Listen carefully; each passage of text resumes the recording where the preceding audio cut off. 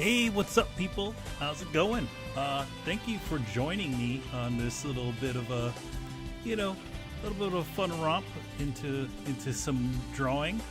This, for those of you who have come to my streams before, usually you would see me actually drawing, but this one's actually a little bit different. For those of you who don't know, I worked on the recent Teenage Mutant Ninja Turtles 40th anniversary special, and for IDW, and I decided to take the time and do a full time lapse of what I had originally drawn. If you look on Twitter, you can actually see a 1 minute or less version of it. This one's actually a 42-minute extended edition version of the time lapse that I had did. And also I figured rather than just toss the video up onto Twitch or YouTube, I'd sit here and answer any of your burning turtle-y questions while we watch past me draw. What's up, Jimmy? How's it going? Oh, you tried to find my cover at 3 different comic stores? Oh man, I to be honest, I haven't actually seen it in stores. They haven't even sent me any comps of it yet. So let's just get the whole thing started here. So let me go switch to my my screen here. So yeah. So here is my screen. So for those of you for you looking at it on the screen, it just looks like I have an open program and some art. Actually, once I start the video, you're actually going to see it. I have it set up like it's drawn on an art program. Oh, you're going to check out STCC? Jimmy? Yeah, I would love to go go to Comic-Con, but it just has one of those things. But let's just talk and have some fun here, and I'll just activate the time lapse of me drawing. So it should start up soon. Is it running? All right, there we go. So yeah, so this is pretty much I use Clip Studio Paint to actually draw. You can actually see this is all fake, by the way. The screen that you see behind in the background is actually my just a screenshot of my Clip Studio Paint running, and then I just have the video running on top. So it looks like I'm drawing, but I'm not actually drawing. Yeah, the I don't know anything about what the availability of any of the covers that we have are. Both me and Kari. I know that my cover was a what do they call it? It was a regular cover. Like, in other words, if you supposedly go into the store, you could get that cover. But I don't know any of the details about any of the two covers, the Kari cover or mine. But I at least I remember my original cover was supposed to be like a regular one that you could get, and then the other one was like some sort of special one. I don't know. So a lot of people were really happy, really well, am I even coming through? Oh yeah, a lot of people were pretty happy about all the 2003 stuff. So might be a little bit difficult to see what's going on, but yeah. Yeah, so so when I first did this, I actually started with Karai. I drew this cover was sort of like a combo of the Back to the Sewer stuff that we finished off with, but I also wanted to do something that sort of felt like in a space between, and that's where also what Kari did on the interiors of the book. The first thing we said when we were talking, because we have Lloyd was involved. The first thing we all talked about was we're getting rid of the eyes, and we're pretty much going back to the original 2003 designs. So no shiny masks, no hard edges. It's really just back to basics, sort of versions of them.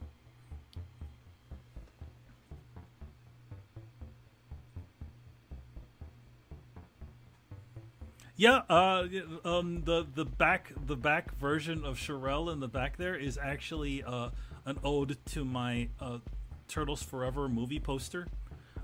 It is a it, like in the back of the if you look in the back of Turtles Forever, you'll see a giant, you know, Utrom Shredder back hanging out in the back there. So that is a sort of ode to that. In a lot of ways, this cover that I did was a little bit of a sequel to the original, to my Turtles Forever piece, which oddly enough was the 25th anniversary. So it's been legitimately like I was talking about this to Kari, who who's an artist on Turtles, did a lot of licensing art and stuff, and he was like, I'm like, dude, you realize it's been as many years from us, from the original creation of the Ninja Turtles to to now. So like when 2003 was on, it was literally the same amount of time it was from Turtles Forever, which is nuts to me. So Turtles Forever, to the original creation, 25th anniversary, this to the other thing. It's nuts. No, I'm not fully in Clip Studio. Though I did fully do this piece in Clip Studio, I'm still 1 foot out of it. Just definitely the program is a lot cheaper than using what is it? Than using Photoshop, and then especially with Photoshop these days doing their very questionable things with people's artwork. But to be honest, I just use my old ancient copy of Photoshop CS5, I think. Yeah. Which I did get around the time when we were working on the show. So that's like a years old copy. So yeah, that looks like so what you're seeing right now is a lot of it is just the sketches. So I'm going through each character and drawing them all the way through. Old habits die hard, and I tend to draw everything through and ink everything through, just because of when we were doing licensing on the show. That was, they always, the graphics people liked moving everything around, so I drew everybody all the way through. I think the only thing I didn't do is so if you like, if it shows up again, you see the flash there. If you see it, so Karai has this like sort of, I don't know what you call that sort of cloth in front of her, on the front of her, that I removed because you're not going to see it behind. If you look at the thumbnail there, you notice that there's all these other characters there, so it's not going to ever get seen. So I didn't draw it in. I did draw it in the sketch though, but I didn't draw it in the final.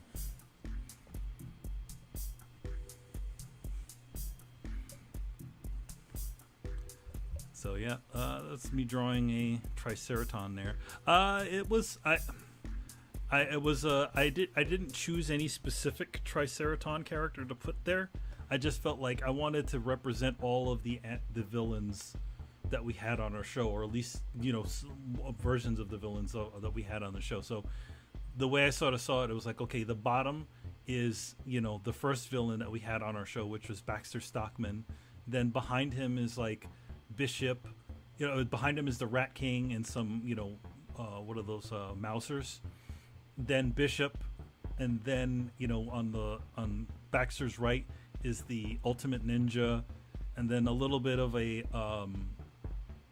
little tribute to Turtles Forever there with the mutant version of Hun.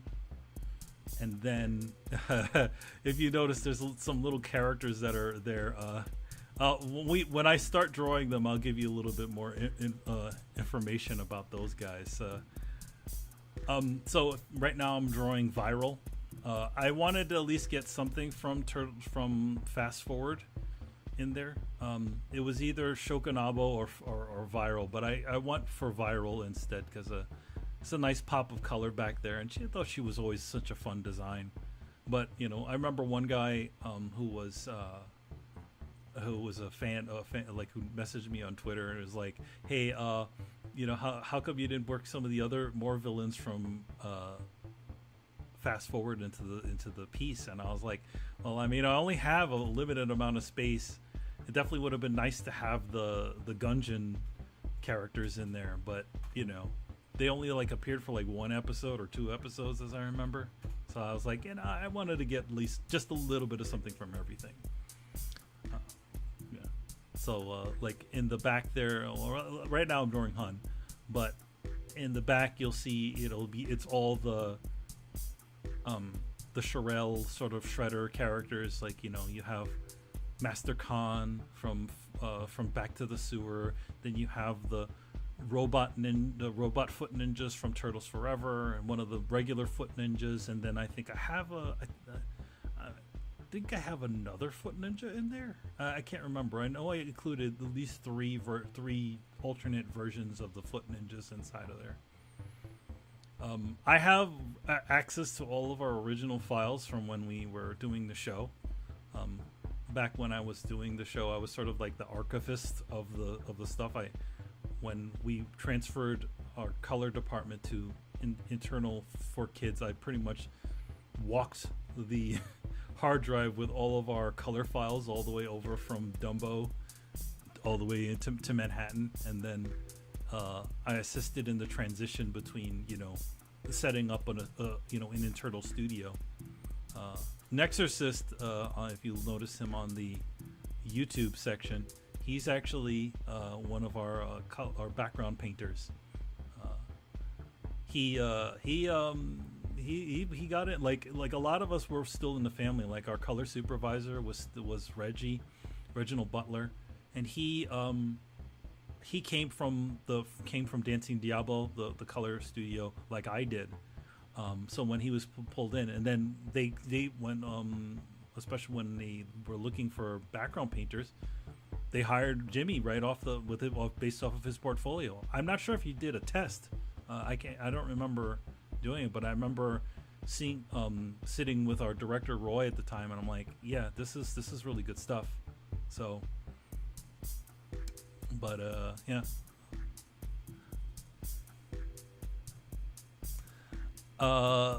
Pigdan on Twitch says, do you think that the art will ever be published in TMNT art book? That remains to be seen. When Jimmy and I and the rest of the internal team, we when we handed off everything over to Paramount when our time on Ninja Turtles was done, they have all of that artwork. They have our original hard drive. They have everything. So it's all on them. I would love to see them literally put out all of the artwork that we had done on the show, because we did a lot. We were in that magic portion of time on the show that of Thierry's creation, when there was a lot of things were still done on paper. Like we were still doing. Adrian, our character designer, was still drawing everything on paper until our last year, and our last years. And I think for at the when we upgraded a lot of our equipment around the Back to the Sewers time. So Adrian's was doing a lot of stuff digitally on tablets. Like, it's crazy to say now, but it was like the early Cintiqs that we had gotten. And then we also, our Turtles Forever was our last production, and it was also the first one that we had ever done in full HD. So we had to redesign everything, like redesign our storyboard packs. We had to do a bunch of stuff to try to get it to work. Obviously, we expected to do new shows, and obviously Lloyd always had different cool ideas for what we could potentially do in the future, but one of those things that didn't happen. But I think whenever Lloyd, especially when it came to the end of our time on Turtles, going to Fast Forward or doing the 7th season, which totally got canceled, Lloyd always had some sort of plan, because again, once you get past that mark of like, oh man, how many years?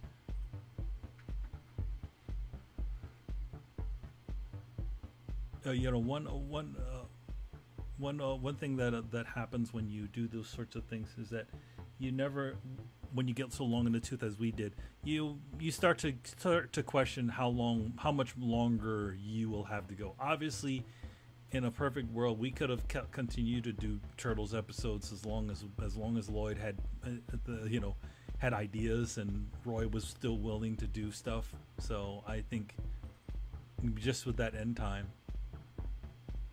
was just sort of like finding that space. Sup? How's it going?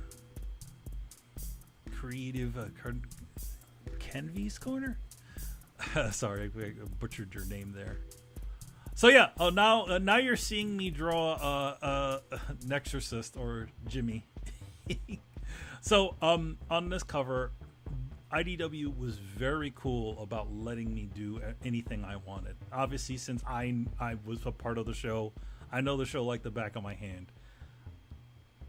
I specifically made sure that I got Jimmy, Adrian, the character, Jimmy, our background designer, Adrian, our character designer, and myself in there, because Adrian actually designed us as bad guy characters.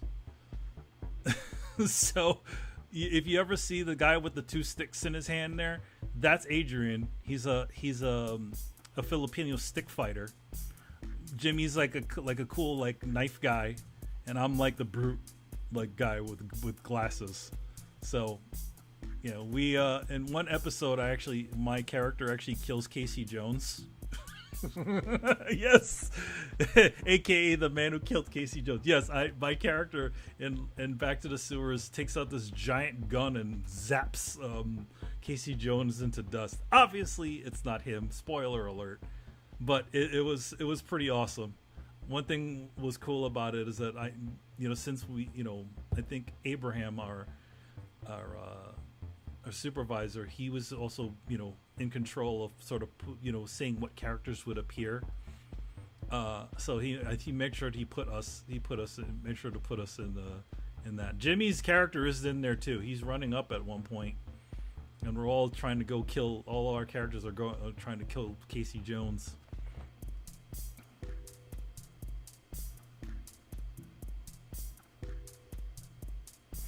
Yeah, I mean it's been on my resume for about 20 years now. But yeah, it was a good time. Oh, you mean me being the guy who killed Casey Jones? Well, it was an alternate cyber world, so it may have not happened. It didn't happen. It actually didn't. Though it made the Turtles turn evil for some reason, which is cool.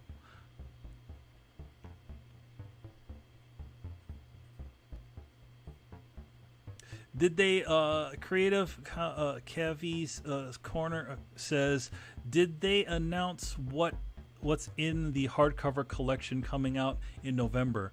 I might find the answer if I check the article link. Yeah, I don't to be honest, I don't know what's in the hardcover. I don't like they IDW is very cool about giving information and telling us, like, especially when it came to this project, they were very much in keeping us in the loop and retweeting any of us and reposting any of our posts about the comic. Fun fact, this is not the only Turtles things me and Kari actually have. The other one is so they're relaunching Teenage Mutant Ninja Turtles, the main IDW versions, and they got Kari and myself to do the cover for that. So that's actually coming in like 2 weeks. So triple whammy. You could get the 2003 Turtles cover by Kari, the 2003 cover by me.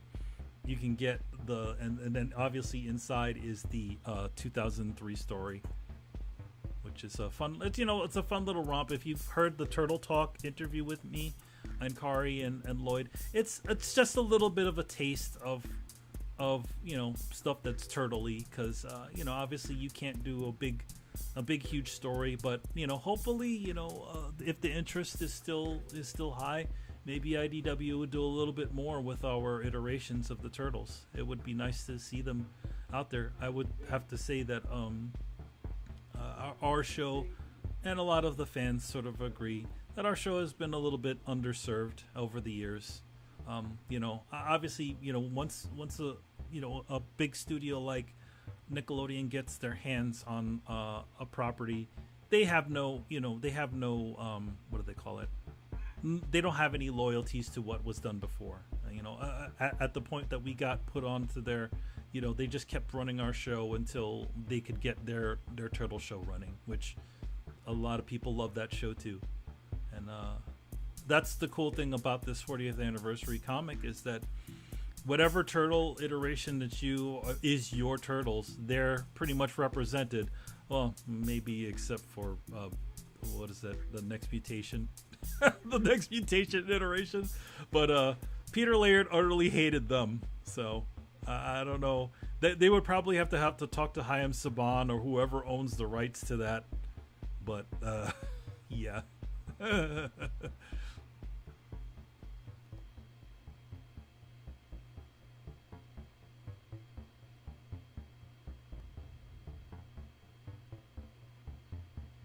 Oh, so it's so the Turtles #1 is sort of a soft reboot. I can see what sort of reintroduce the characters again.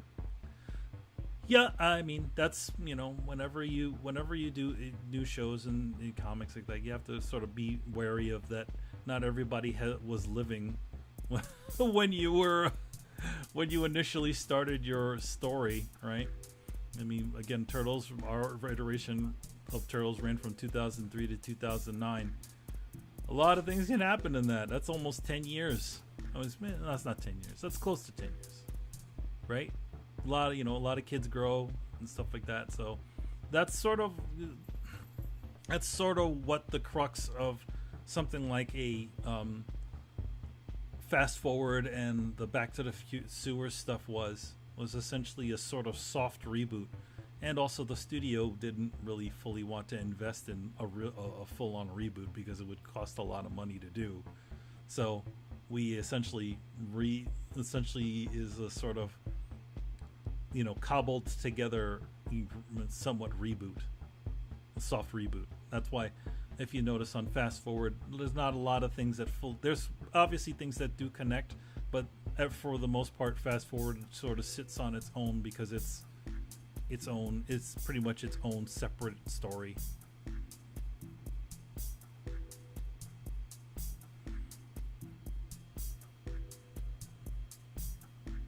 The Bahamut 255 says, yeah, the series is the one I know and love, even in early childhood in 1987. Yeah, I mean, the 87 Turtles are the ones that I grew up with. But, one thing I do understand as in general, even though that my Turtles were the, kind of goofy 80s ones, I always had a respect for all the ones that sort of followed. I know a lot of people don't like the what do they call it? The Rise of the TMNT one, but I think those guys that are doing that, those guys are working their asses off. There's some amazing animation that we would have flipped if we could have ever done them on our show. Like, there's just some amazing stuff that they have on that. And yeah, the 2012 stuff with the CG, literally making a CG show, that's difficult on its own.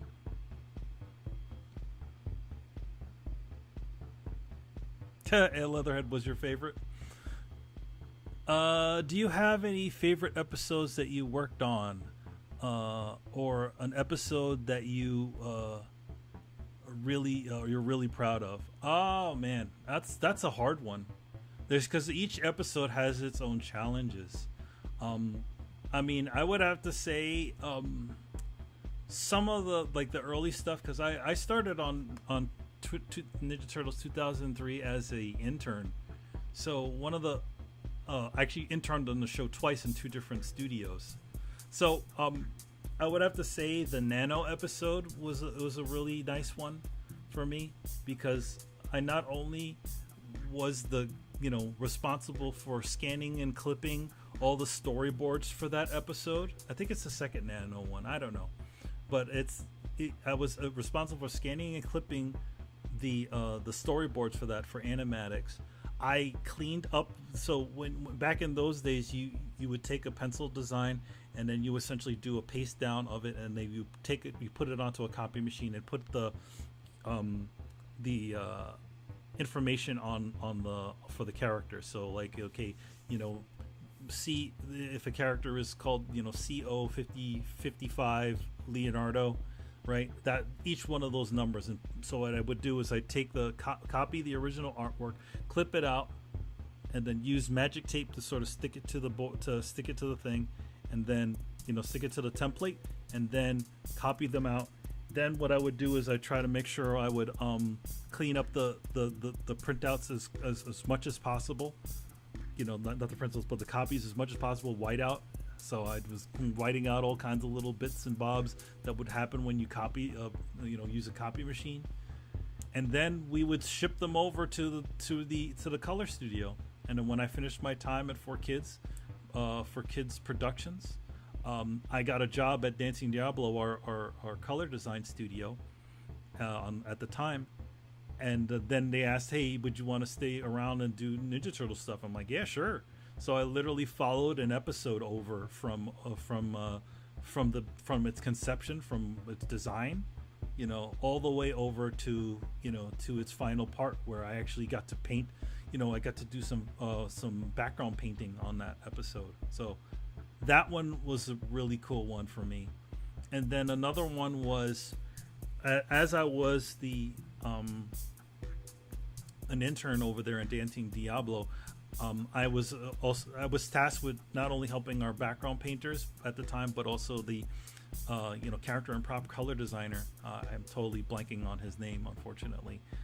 But what they would do is my job was to essentially flat out everything, flat color everything, and then go, and then whatever I did, the color, the character and prop color design would adjust them. But so we got to the Ninja was it the Ninja Tribunal? No, it was the Battle Nexus stuff. And Asagi Ojimbo first showed up, and so I did my best to make Asagi look as best as I could.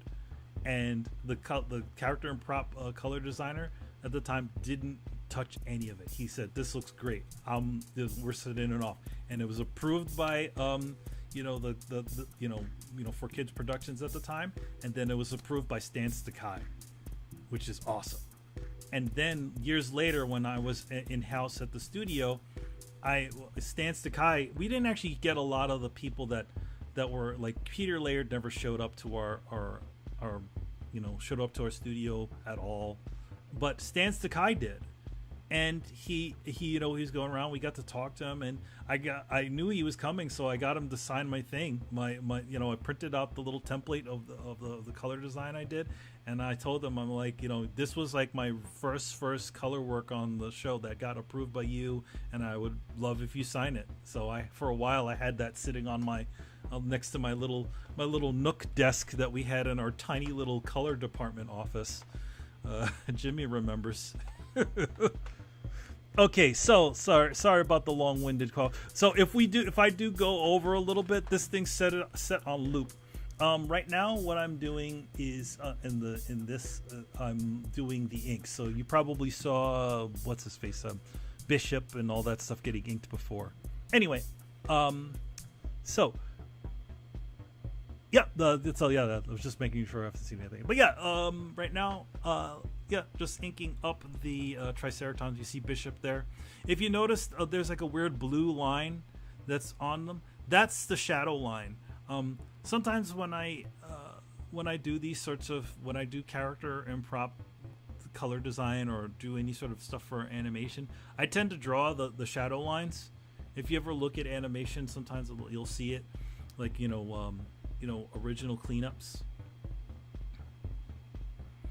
and you'll see like little like blue lines. So what I did on every single one of the characters, I did a little blue line. Yep, I colored it in Clip. Man, Jimmy, Clip Studio has like these really awesome like a color things. So number one, if I it has a vector ability. So if you want to do like vector lines, it'll do like vector lines. You can blow them up and shrink them down. Then the other thing, it has their fill bucket, right? You can set it to where it can go to multiple go to multiple layers. It'll but you can select which layers it goes to, and then you can set it to where it you know how like when we used to fill stuff in, we always used to have to expand and contract, right? Clip Studio has it on their in there. You have a little thing, you can tell it to expand or contract once you do the selection, and you can tell it to fill in any spaces that are in line art. So you know how like sometimes you have like a little hole in your line art and you're like, god damn it, where's the damn hole? Anyway, you can set the sensitivity of it to where it'll literally just fill in that space, and it won't leak out like it would in Photoshop. Really cool stuff. Battle Guy says, I wish Bishop and Shredder fought. Would be cool to see them both face off. Yeah, that would have been cool. I would have liked to seen that too. I mean, I know Roy, our director, would have loved to do that. Roy is pretty much the creator of Bishop. Bishop is his boy, so he was always looking for ways to work Bishop back into our plots. So yeah, it would have been interesting to see them go head to head. I mean, he sort of was, he sort of was there when they were going against that the Demon Shredder, but he never really actually fought the Demon Shredder.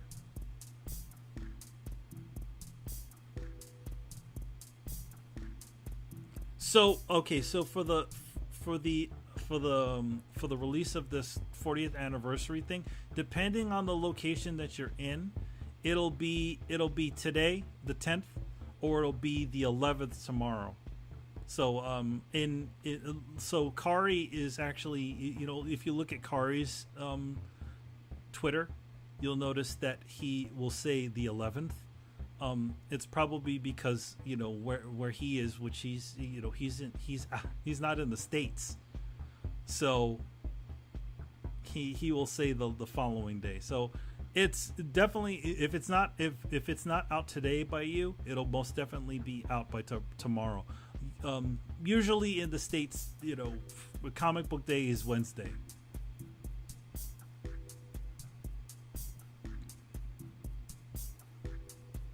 Yeah, they put Bishop in the CG series too. They have like an alternate version of him. He's sort of like one of our. I don't know if he was. I'm a little bit blanking on a lot of the older issues, but I think he's a character that is purely created from our show. I think.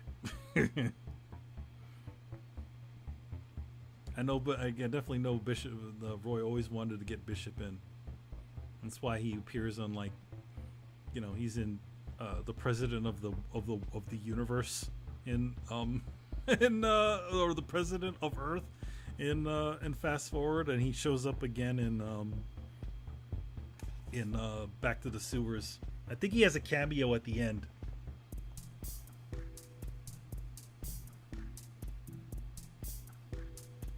Yeah, it's a Roy character. I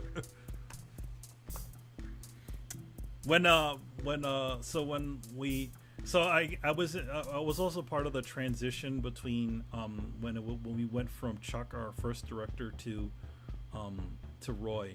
So I was at the color department, and our original character and prop color designer went to go visit him, because that's what we used to do. So like Dancing Diablo used to, if you look at the first episodes, the first 5 seasons of Teenage Mutant Ninja Turtles, if you notice, it'll say color color design or whatever by Dancing Diablo. Originally, when we worked at Dancing Diablo, we didn't get any sort of screen credit on the show. So we could have, we worked on, our studio worked on so many things at the time, but none of us ever got credit. Only time I ever got actual screen credit for Turtles was when color went in house at For Kids Productions. So when Jimmy came onto the team, and when the only person that did get color supervisor was our get a credit was our color supervisor. So before when it was originally Beatrice Ramos, and then it was Liz Artinian, and then after Liz it was Mike Lipinski, and then when Mike left it was Reggie, had been working, Reginald Butler had been working on the show pretty much about as long as I did. So he started off as an intern at the Studio 2 at Dancing Diablo, and he transitioned into background painter. Reggie, he's gone on to some really cool things. He's I think he won did he win an Emmy?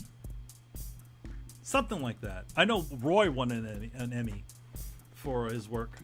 So all of our people have gone on to really cool things.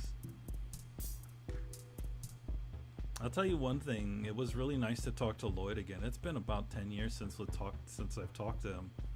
I think the last time we saw him was in 2012 when he moved out to LA. So yeah, right now I'm looks like I'm in the process of inking Adrian's character. So I did them all in sections. So I it's just the way I sort of think. And if you looked at the Rat King, there's an alternate version of the Rat King drawing. Oh. There's an alternate version of the Rat King drawing that I originally did, and it I wasn't happy with it, so I redrew it. So yeah, for the characters that you seeing me draw right now, I really wanted to get Jimmy, Adrian, and myself on a cover, on an official Ninja Turtles cover. So, and IDW had absolutely no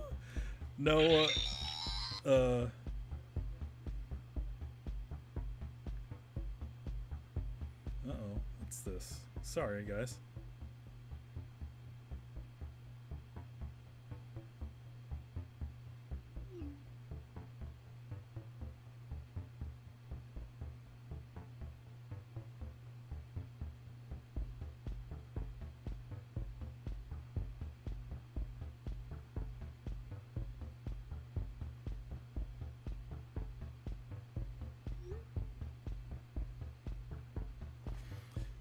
Sorry, guys. I got a call. I got a text from Kari.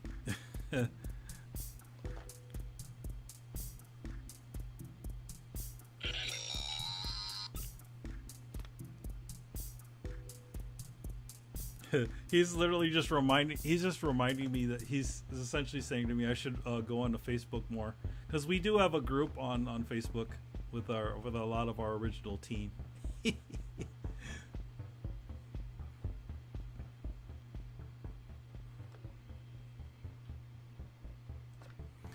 So yeah, where was I? So yeah, I said I wanted to get us onto a cover, so I pretty much got us onto a cover, and IDW had absolutely no issues with it.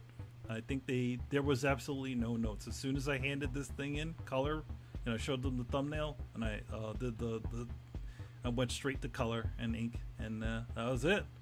One and done. I've never had it's rare when I ever don't get a revision on things, and it's nice to have one of those things that people just say, okay, we're good. This looks great. So yeah, that was a fun time on that one. So what am I drawing right now? Looks like so what I'm doing right now, it looks like I'm doing looks like I'm inking in Jimmy's character now.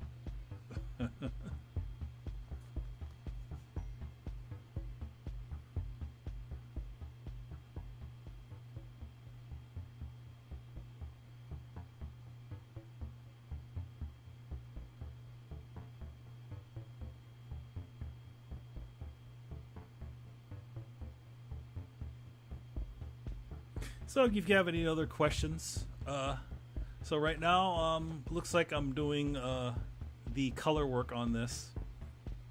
So I'm not sure why. Did I? I think I did a colored Baxter Stockman first. I wasn't looking at the screen, but yeah, I did Baxter first, and I did the Ultimate Ninja. So for this cover, I had to slightly adjust the color to the characters. One thing to know about printing comics and television is the color design is very different. So you can't some colors that you can get away with on television will print way too dark in print way too dark on a comic. So there's some slight adjustments that I did to them.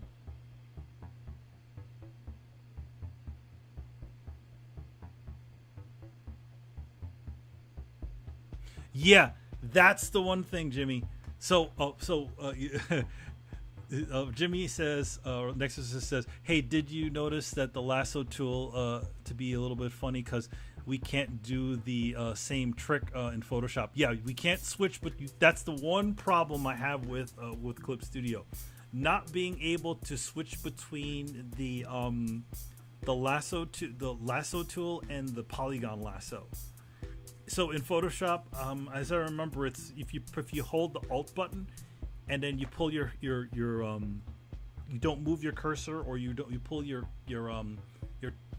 tablet pin off the screen, you won't be able to if you're holding it on Photoshop, you can get a polygon lasso, but you can't do that on Clip, and that's the one issue I have with Clip Studio. I wish it had that. I mean, maybe there's some sort of sneaky way to do it, but yeah, it doesn't do it.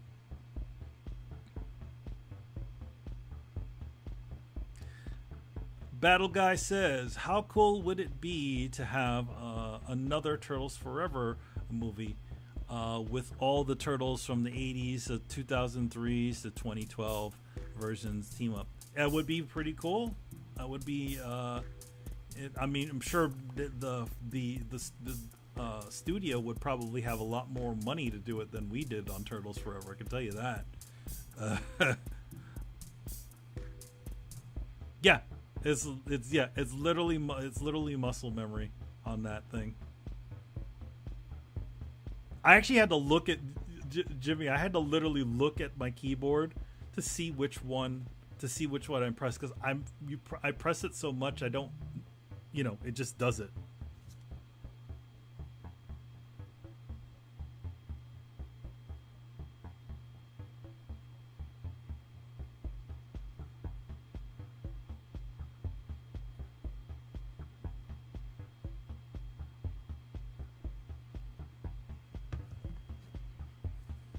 So yeah, that's me. Now I'm just doing the color up. The color process in this video always ended to look like it went a lot faster than me actually drawing the thing.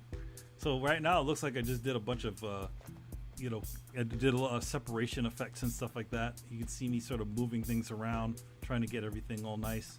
Doing Baxter's glasses, nice little shimmer on thing.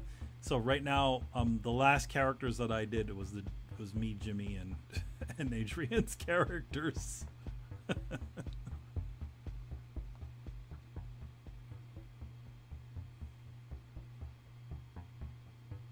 I think I did some size adjustments to the Jimmy's character, but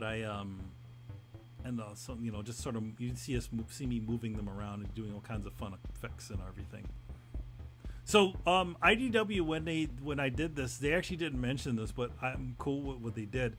They actually had to move everything down. They had to move everything down because of the. Oh yeah, so that's the final image. Hey, okay, so it's beginning again. So we're at the end of the video. So I'll stick around if you guys have any more questions, and just let this thing run again. But yeah, it was really cool to be able to come back and do this again.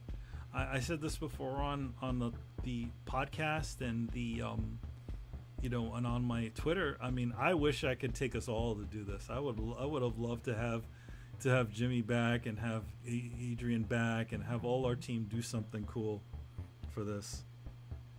But it is what it is, and hopefully this thing, the interest in our iteration, and obviously the other ones will possibly make something happen. But if not, that's not a big deal.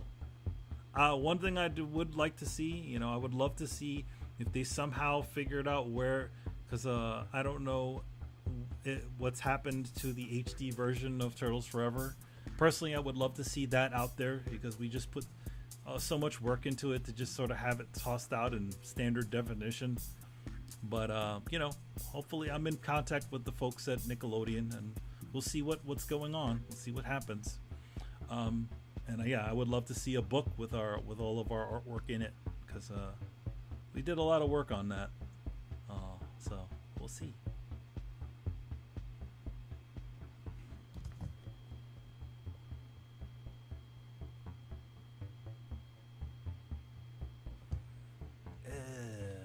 So yeah, if you guys have any questions about Teenage Mutant Ninja Turtles 2003 or any other things, I'll let this thing run. For another 40. Was it 40 minutes that it's supposed to run? And then yeah, I'll call it quits. But again, thank you all for sort of jumping in and hanging out and asking your questions.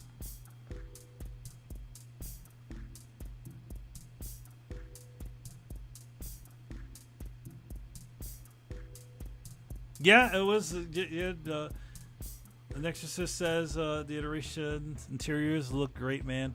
It was awesome to see these guys again. Yeah, it was a lot of fun. I cracked open the old palettes, because again, I have all of that stuff. Cracked open the old palettes. When Kari, when the script came in, I literally did a script breakdown like we used to on the show.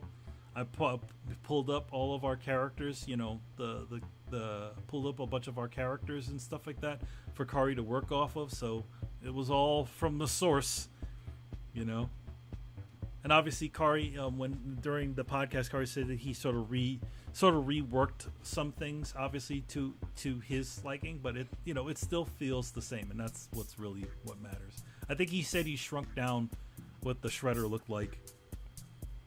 Because he was a giant at the end of our show, so he didn't want him to be nearly as giant.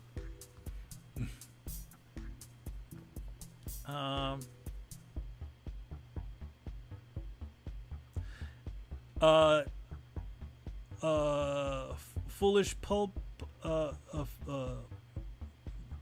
Puppin says I think I remember seeing a Green Lantern that was kind of snuck into the background of episodes. Any favorite characters that you guys were able to sneak in? Oh, we have some. We have all kinds of fun characters. Like when I was doing incidental character and prop design on Back to the Sewer, helping out Adrian, I snuck in I snuck in our whole team. So Jimmy, so for Jimmy, Adrian and myself, there's actually two versions of us, two versions of us on the show. There are Purple Dragon versions of us, and then there is incidental background character versions of us. I wish we had an episode where both our bad guy selves were essentially chasing after our sort of background selves. But yeah, where all of our characters are in there, and it was a lot of fun to sort of draw everybody, because I wanted to get everybody on the show, get everybody in. So I drew Ed, and I got Adrian, Kari's in there, Sarah's in it, Chris Beaumont is in it. So all of our in-house team, is in it, is as a background character and background to sewers, and they all show up at some point in Turtles Forever. And the other one, I would say, there is there's this episode that takes place like a Comic-Con episode where you have this guy called the Green Mantle, I think he's called, and it's like like an ode to comic books and stuff like that. And that episode, when I was creating character, like incidental characters, I actually worked my grandmother into the show, and not long after I did that, she passed away. So she never got to actually see the character that I put on the show, but in a sense, now she's immortal. She'll as long as they show our show on TV, she'll always be there. She's in Turtles Forever, running away from the giant Technodrome. She's in that Comic Caucus episode, I think it's called, the with the green mantle. She's, I think, the head of the line or something like that with a little kid. So it was nice that one, Roy didn't say no, I don't want to do that. That was one cool thing, and then just being able to get her in there, so that felt good. Let's see what else. I've seen some fans attempting to do restorations. Not very satisfied with the newer TMNT DVD release. Yeah. Well, I mean, the thing about it is a lot of that stuff is, I would have to say that Nickelodeon definitely takes a lot more care on the things that they specifically own. So I would wish that the what they had done on them was a little bit better, that they essentially did a better job on it. But to be honest, I feel like since a lot of us are not around to sort of say, hey, no, don't do this, do this instead. So you're sort of at the whim of what the studio does. And I'm not angry at it, because again, they didn't know. It's been 10 years since our show has been on the air, give or take. A lot of people, the people that we dealt with when we were transferring all of our originals assets over to Nickelodeon, are all long gone. And who knows what happened to any of the artwork or where any of our originals are. Who knows where Turtles Forever is? Nobody knows. I don't know, because I'm not a person that's in the studio. So you sort of get what you can get what you can. Hopefully, maybe, with a lot of the interest that seems to be arising with the Turtles 2003, maybe they'll do something a little bit, take a little bit more care and do something a little bit better. But, is what it is. To be honest, it's nice to have all of the episodes out on DVD. We've been trying to get, years ago, we attempted to do that, where essentially we're re-releasing all the episodes on with new sexy packaging. Nexorcist Jimmy, he worked on one of the covers. We were all doing these really cool covers for those.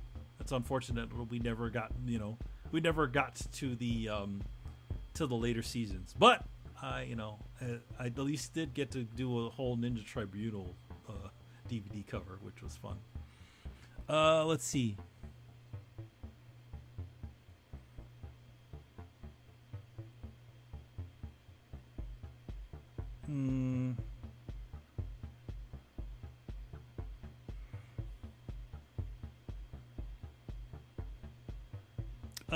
Creative Kavi says, I think it takes people who were fans of the show growing up to get into positions of power to actually do the work. That is it. I would say that some of the people that are in charge these days are people that grew up with our show. And I wouldn't be surprised if one of the reasoning why we're seeing a lot more interest in these things is maybe because these guys are like, hey, yeah, this is my Turtles, and how come these guys haven't been seen a lot? But again, I don't know. I don't know why, but it would be definitely cool if a lot of that stuff did happen, because of the people. Just so again, the people that grew up on our show, they're like in their 30s now. They're in they're probably their late 20s or 30s, which is insane to me. I remember one time I went to what was it? I went to this place on the East Coast called the It's a Toy Store, right? And one of the guys there was a huge fan of Chaotic. And he actually was a person that came over to my table when I was doing tables at New York Comic Con and was asking about the Chaotic card game. You know, it's amazing that, you know, again, like, it's something that we you know, we're working our asses off doing these things, but you don't fully understand the heft of, you know, how things will affect people when they you know, when they get older, or when they get into their older ages and they have that nostalgia bug for those things that aren't there anymore, right? The things that they grew up with.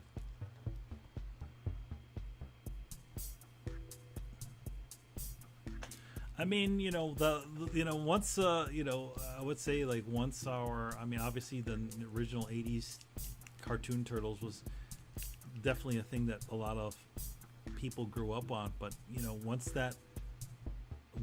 all of us, you know, it's weird to say, but once all of us are all gone that remembered watching that show are dead and gone, all the guys, all the following seasons will be the ones that will be the Turtles, and it'd be interesting to see how the things sort of move around, you know. Again, like right now, like, you know, the kids that grow up on TMNT 2012 are all older now. They're probably in their 20s now. You know, that's crazy.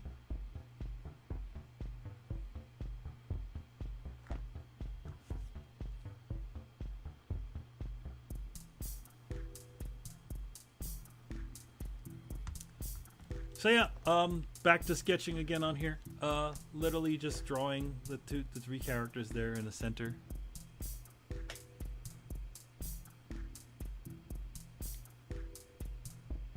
For Chaotic, let's see. During the creation of Chaotic, Edwin Nebris, who was our storyboard artist, and he also drew a lot of the cards for the show, you know, for the show and for the card game. One day he had a stroke on the job, and you know, it hit us at the studio really hard because, you know, as one of us, that's, you know, Ed then is the same age that I am currently.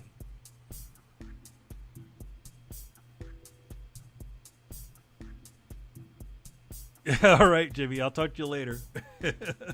So he had a stroke on the job, and, you know, he was hospitalized and he was in there for a while.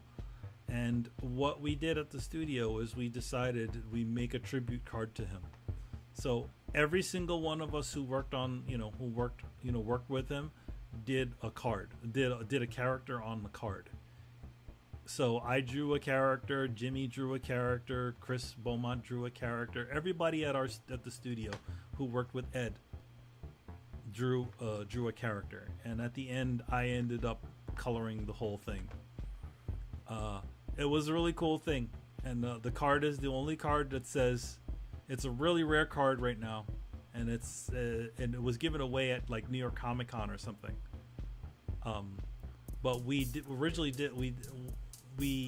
made the card for him, and, you know, just something to have on the wall for him, and then, you know, just a nice tribute to him. And you know, Ed's doing pretty well these days. He's not as mobile, unfortunately, as, you know, but he's still the same guy that we remember. But yeah, we did a little card. We did the card called Nebris for him, and that's one, you know, one of the sort of nice stories from Chaotic. The character that was designed was sort of like I think he was born on the year of the pig or something like that, so we made him a pig character, and then we sort of gave him like a big hat, because he was into World of Warcraft, so we gave him kind of a mage hat and stuff like that. So yeah, it was a lot of fun, but you know, it's unfortunate that something like that happened while we were, you know, working with him. But we did manage to get one of the things that we did at the end of Turtles is that because Ed boarded a bunch of stuff on the show. Really, he was a really talented board artist. And what we did was we tried to make sure that at least every one of us has a credit on that movie. So Ed has a credit on there. I think he boarded a couple of sequences. He drew. If you ever, there's a part in Turtles when the Shredder figures out that there's a multiverse of Turtles.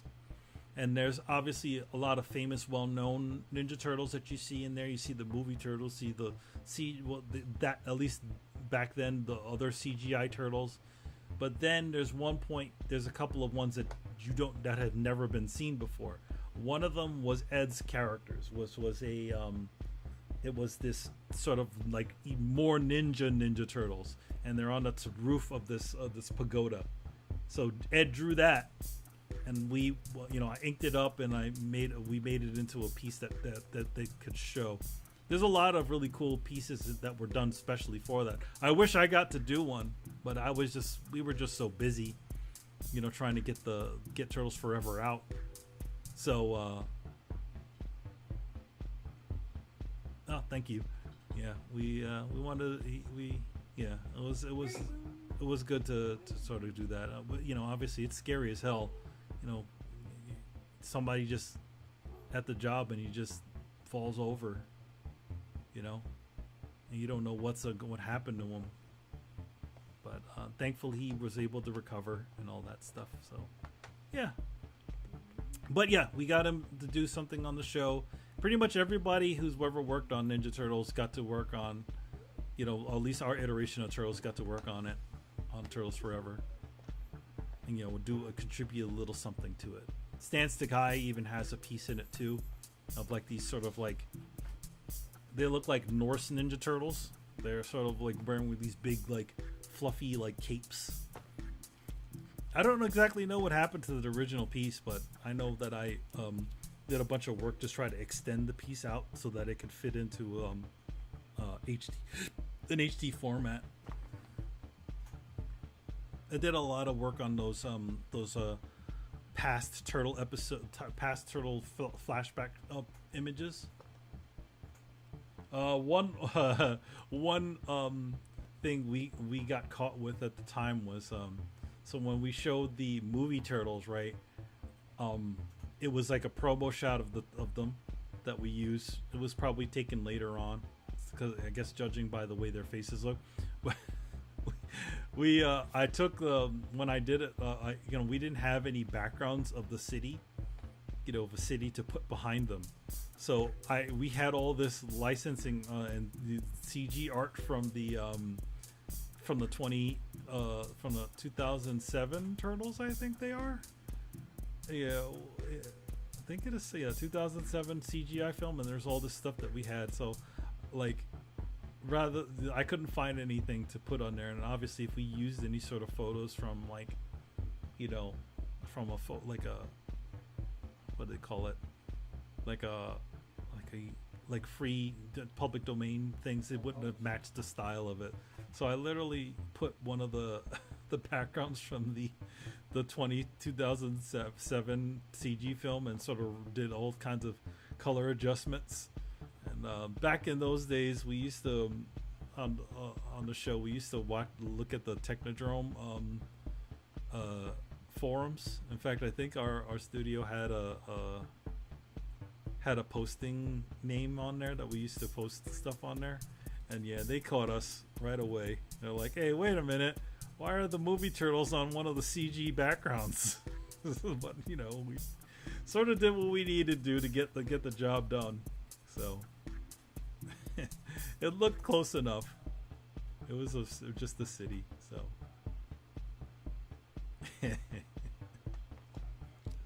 so yeah, right now what's happening is Karai is all inked up. We're doing this all. We'll do this twice.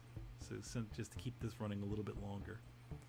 And so she's all inked up and ready to go. She doesn't have her. I said before she didn't have the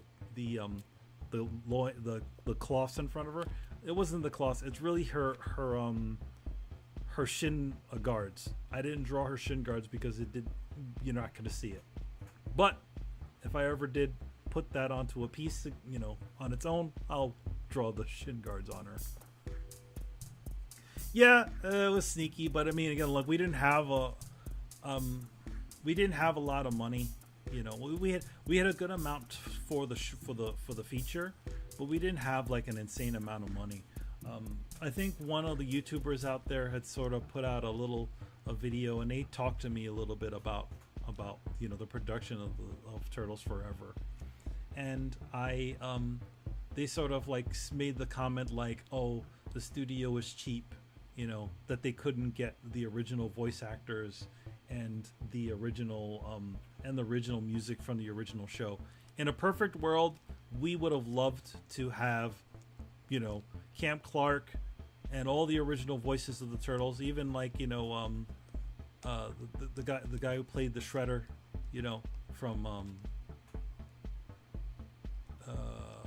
from Fresh Prince of Bel-Air, who like he was alive at the time, but at the same time, we didn't have that kind of money. Our show was not a Screen Actors Guild or Directors Guild show, so a lot of that stuff is just one and done pay. And so Lloyd did make the offer to all of them, to do the show, to do the Turtles Forever, but unfortunately we couldn't get them. Whatever reason, probably my guess is it probably didn't get past their management. They probably saw, oh man, this is a non-guild show, and they're kind of painting, they can't pay. Yeah, Uncle Phil. Yeah, I can't remember the actor's name. Unfortunately, he passed away, quite a while ago, around the time when Turtles Forever, like a few years after the Turtles Forever came out. But yeah, it would have been nice to have him do the voice of the Shredder.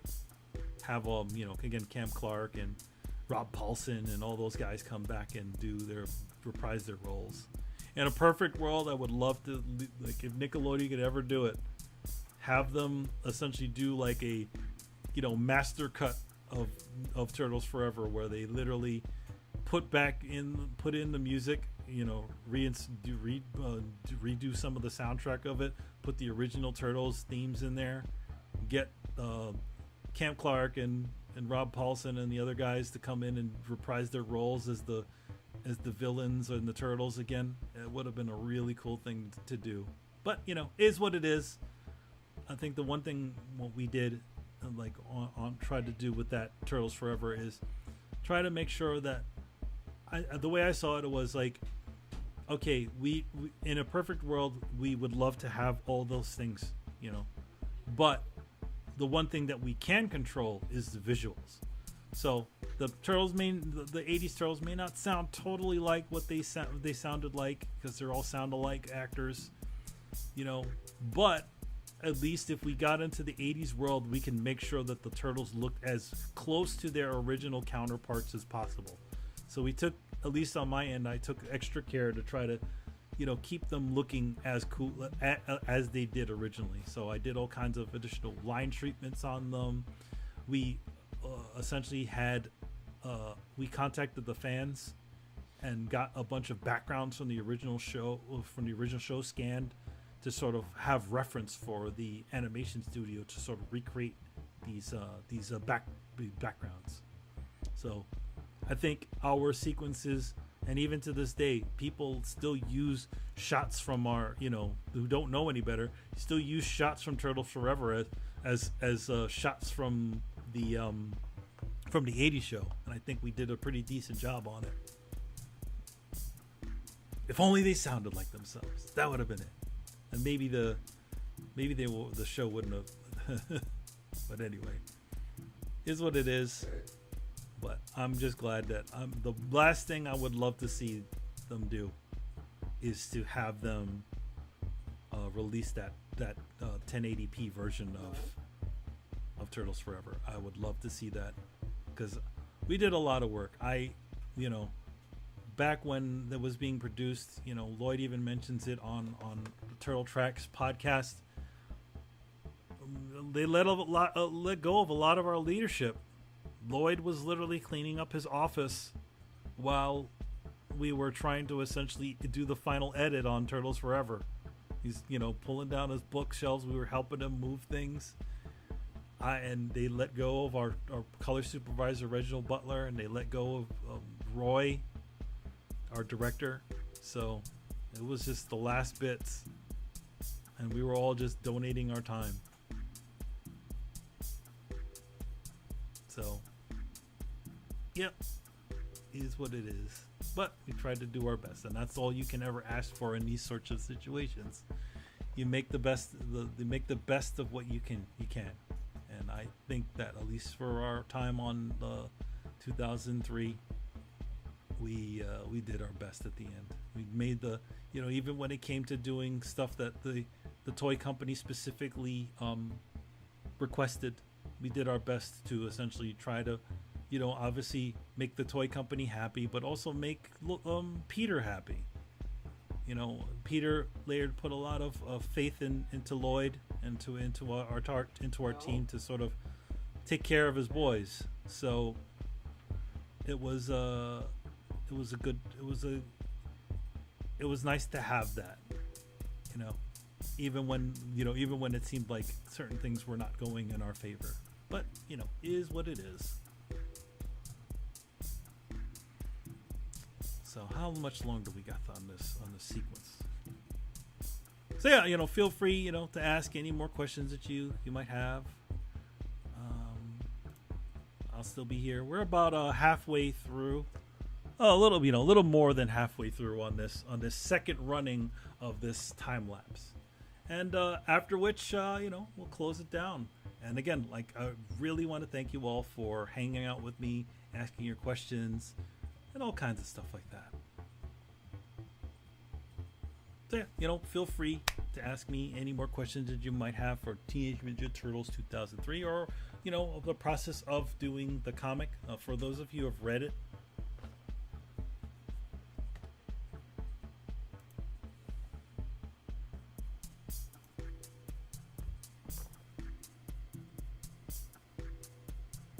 Oh wow! Restream says I received 100 messages today. What? Do I get a prize or something?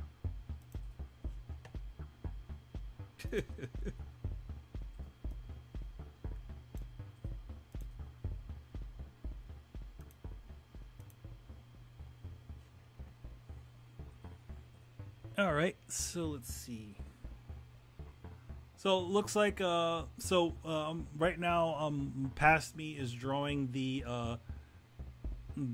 robot foot ninjas from the 2003 Turtles Forever. I put those guys in there just because I wanted them.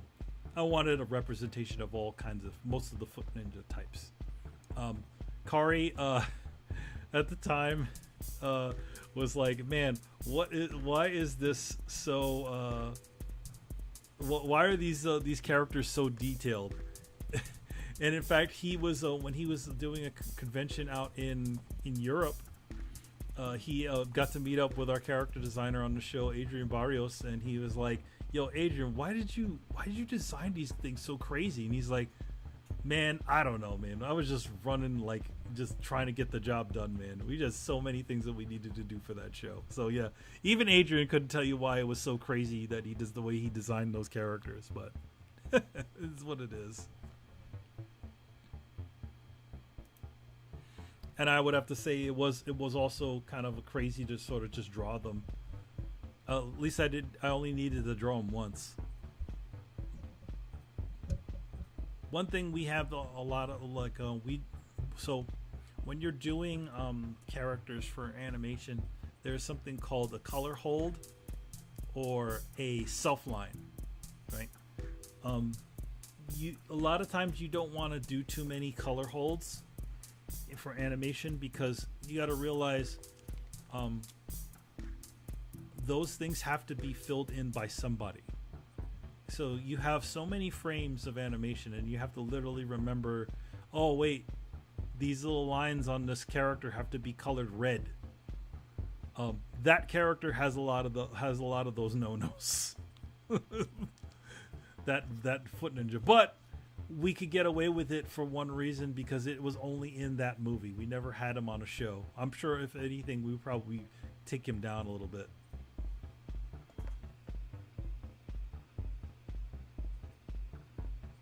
When IDW contacted you about doing the villains cover, how long did it take for you to come up with the composition of the cover? It actually didn't take me that long. I would say the process of I would say it was maybe like a day, to just do the thumbnail for it. It took me, it wasn't a huge amount of time that it took me to do it. I would have to say that the longest part of time that took me to do this was really just the actual drawing of the cover. And I think I did edit some things out. I might have edited things. I don't know. There might have been, but there was only ever one cover. They just, again, they as soon as I showed them the thumbnail, they just said, "All right, you're good to go. Do it." It was a lot of, again, there was a lot of freedom on this thing. So it was really nice to be able to just have that, because I've done licensing art for TV and for properties, and there's a lot of people that have opinions. Obviously it's their thing, so they have their opinions about how it should be done. I would say it took me more to do on the Ninja Tribunal cover. I would have to say it took me more. I did more revisions on that than it did,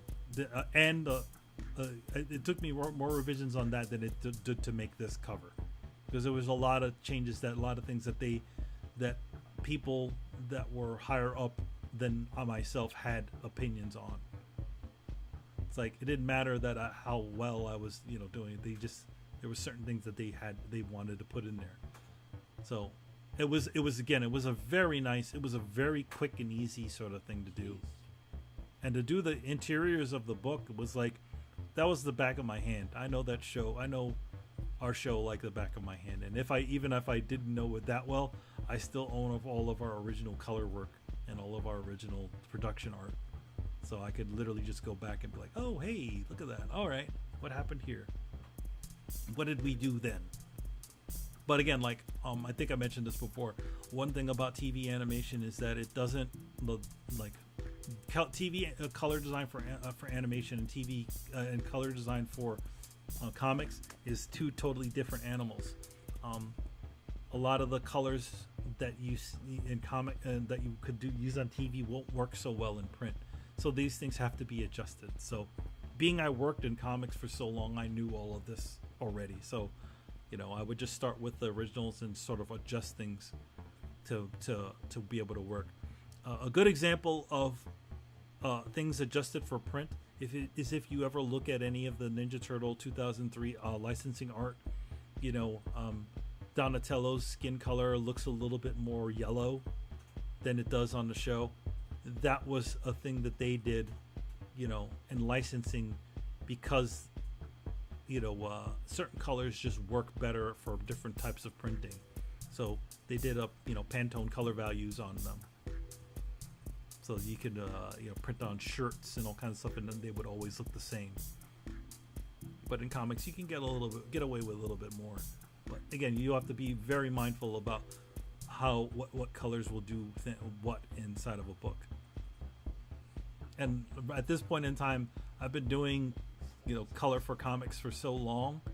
It's like the back of my hand. I could literally look at it and be like, "Oh, that's not gonna print right," or I know if I'm really, squeezing against the line, I'm like, this might print well, this might print awful. I don't know, but there's all kinds of little goofy, sneaky tricks that you can do to get certain colors to work. Like, if you have something that might be a little bit too dark, you can be a sneak and throw 5% white on everything. Sort of essentially get it away from pure blacks and pure whites, and pure blacks and pure colors. You can get away with a little bit, but there's still a lot of adjustment that needs to happen, like reds and blues and greens. You know, they all act weird when you do them in print.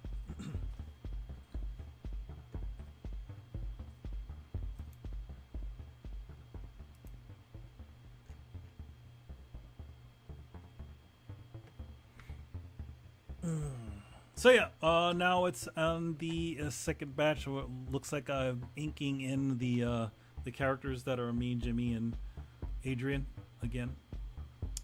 Let me see. Give me any more information on that. Yeah, no, I mean other than the fact that those characters are literally just us as bad guys. Oh yeah, okay. So those characters. So if you listen to the Turtle Tracks podcast, you'll notice that Lloyd says something along the lines of like, "Hey, you know, all of our later seasons are sort of like hodgepodge, like, you know, taking parts from other shows we did and stuff like that." Well, the Adrian and Jimmy character are literally, you know, bad guy characters. And you know, excuse me, the my character and Jimmy's character, the guy with the knives, are both characters from the canceled season of Ninja Turtles. So after Fast Forward, there was going to be another season of Fast Forward 2, season 2 per se, but it would have been season 7. We got most of the way through that. We got like we at least got through 5 episodes of that were boarded. They already had character designs and a bunch of other things. We had all kinds of stuff.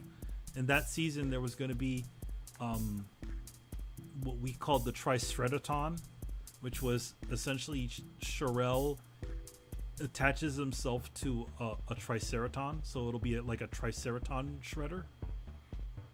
And we had like these. We were going to be bringing back the you know, like mutant clones of the Ninja Turtles, which were those big guys from Fast Forward. And then we would have like what we called the Cyber Turtles, which were these combiner robot Ninja Turtles that they were going to fight. There's a bunch of stuff that we did for that season, and we had new villains that we were going to use. I think Darius Dunn was going to be like because he essentially gets arrested or whatever at the end of the Fast Forward. So we were going to like buff him up like the Kingpin. You know, there was a bunch of stuff that we were going to do on that. But anyway, that season got totally nixed. But whenever one thing to know about TV animation is just because a show gets cut or a show gets canceled, and you still have, or a season gets canceled, doesn't mean that you don't keep the same numbering internally. So if you ever there is an interview with all of us at Comic-Con, or like a panel that was from that era, and if you ever hear us talk about it, we talk about season 8. Season 8 we talk about season 8, which is back to the sewers, and that other season was essentially just canceled, but it was still counted despite it being canceled. But a lot of those things from those episodes worked their way into Back to the Sewers. So the Jimmy and my characters, the Purple Dragon, those guys were thugs for possibly Darius Dunn. I can't remember. There were a bunch of thugs, so they got reused over on Back to the Sewer. At the time, we were scrambling because we had another style change, somewhat of a style change from Fast Forward.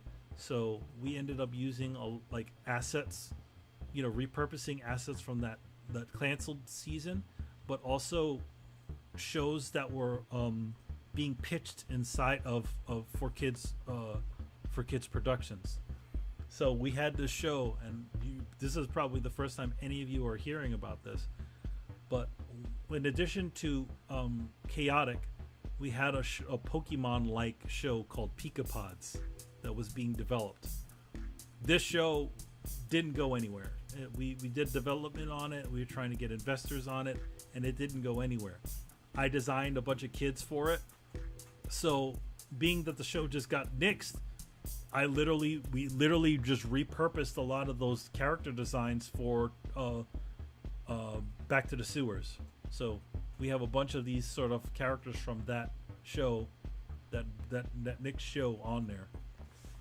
Another famous one that I talked about on my Twitter was we also did have another season of, not another season, but we were developing a Banjo-Kazooie CG animated film, not film but show for Microsoft, because our studio had the rights to do a show based on Viva Pinata, and obviously we being that we had the Rare license, they were also looking to get other Microsoft Rare shows to be developed into series and shows.